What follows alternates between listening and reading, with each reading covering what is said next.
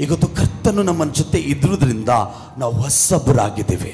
ಒಂದನ್ನು ಅರ್ಥ ಮಾಡಿಕೊಳ್ಳೋಣ, ನಮ್ಮ ದೇವರು ನಮ್ಮನ್ನು ಎಷ್ಟು ಕಾಪಾಡ್ತಾನೆ. ನಮ್ಮ ದೇವರು ನಮ್ಮನ್ನು ಎಷ್ಟು ಮುದ್ರೆ ಹಾಕ್ತಾ ಇರ್ತಾನೆ.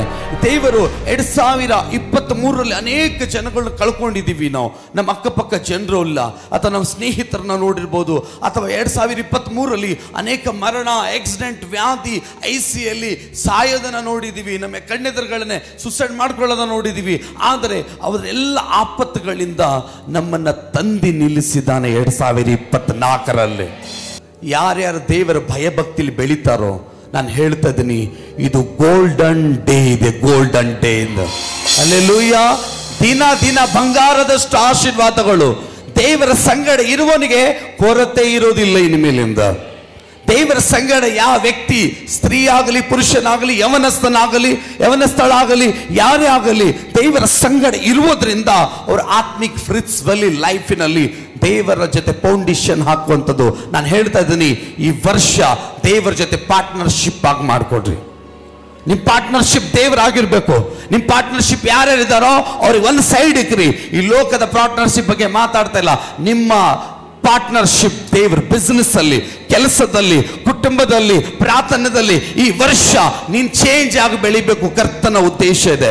ದೇವರು ನನಗೆ ಅದೇ ತಿಳಿಸ್ತಾ ಇದ್ದಾನೆ, ಯಾರ್ಯಾರು ನನ್ನ ಜೊತೆ ಸಂಬಂಧ ಕಟ್ತಾರೋ ನಾನು ಅವ್ರ ಜೊತೆ ಎಲ್ಲ ಗಟ್ಟಿಯಾದ ಸಂಬಂಧಗಳನ್ನ ತಗೊಂಡು ಬರ್ತೀನಿ ಅಂತ. ನಿನ್ನ ಪ್ರಾರ್ಥನೆ ಚೇಂಜ್ ಆಗಬೇಕು, ನಿನ್ನ ನಂಬಿಕೆ ಚೇಂಜ್ ಆಗಬೇಕು, ನಿನ್ನ ಕುಟುಂಬ ಚೇಂಜ್ ಆಗಬೇಕು, ನಿನ್ನ ಮನೆ ಚೇಂಜ್ ಆಗಬೇಕು, ನಿನ್ನ ಉಪವಾಸ ಚೇಂಜ್ ಆಗಬೇಕು, ನಿನ್ನ ಆತ್ಮಿಕ ವಿಶ್ವಾಸ ಚೇಂಜ್ ಆಗಬೇಕು.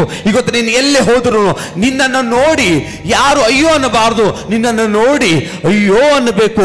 ಆ ಪರಿಸ್ಥಿತಿಗೆ ಬರುವಂತ ನಿನ್ನ ಆತ್ಮದಲ್ಲಿ ಗಟ್ಟಿಯಾಗಿ ಮಾಡಿಕೋ. ಇವತ್ತು ನಾನು ಹೇಳುವಂತ ಪ್ರಾರ್ಥನೆ, ನಿಮ್ಮ ಪ್ರಾರ್ಥನೆ ಇವತ್ತು ಬದಲಾವಣೆ ತರುತ್ತದೆ.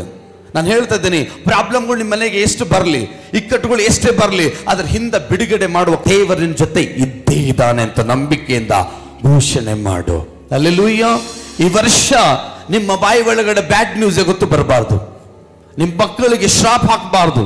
ಇವತ್ತು ನಿಮ್ಮ ಗಂಡಂದರಿಗೆ ಉಸಿರು ಹಾಕಬಾರ್ದು. ಇವತ್ತು ಯಾರು ಏನೇ ಮಾಡಲಿ ದೇವರ ಕೈಯಲ್ಲಿ ಒಪ್ಪಿಸ್ರಿ. ಗೊತ್ತು, ನಾನು ಹೇಳ್ತಾ ಇದ್ದೇನೆ, ನಿಮ್ಮ ವೈರಿಗಳು ನಿಮ್ಗೆ ಹೆಚ್ಚಿಗೆ ಕಾಣಿಸ್ಬೋದು. ಇವತ್ತು ವೈರಿಗಳ ಜೊತೆ ಸೈಲೆಂಟ್ ಆಗ್ರಿ. ಯಾಕೆಂದ್ರೆ ದೇವರು ಮಾತಾಡ್ತಾ ಇದ್ದಾನೆ ಅವರೆಲ್ಲರಿಗೂ.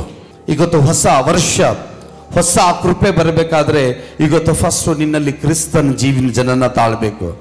ಕ್ರಿಸ್ತನು ನಿನ್ನ ಒಳಗಡೆ ಹುಟ್ಟಬೇಕು.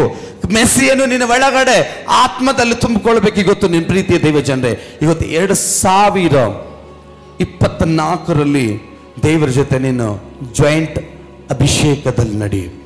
ದೇವರ ಜೊತೆ ಯಾರನ್ನ ಈ 2024ರಲ್ಲಿ ನಡೀತಾ ಇದ್ದಾರೋ, ನಾನು ಹೇಳ್ತಾ ಇದ್ದೀನಿ, ದೇವರವರಿಗೆ ಇಡೀ ವರ್ಷವೆಲ್ಲ ಕವರ್ ಸೇಫ್ಟಿ ಮಾಡ್ತಾ ಇದ್ದಾನೆ.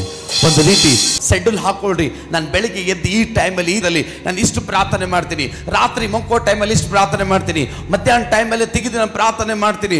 ಇವತ್ತು ಬೆಳಗ್ಗೆ ಹಗಲು ಬೈಬಲ್ನ 2 ಟೈಮ್ ಪುಟಗಳನ್ನ ಪೇಜ್ ಖತಮ್ ಮಾಡ್ತೀನಿ.